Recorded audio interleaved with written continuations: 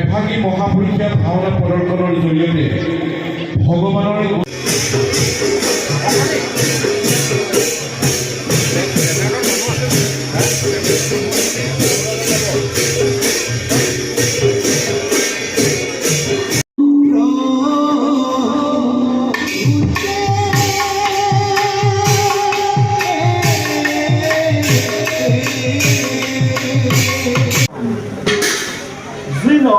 কদাপি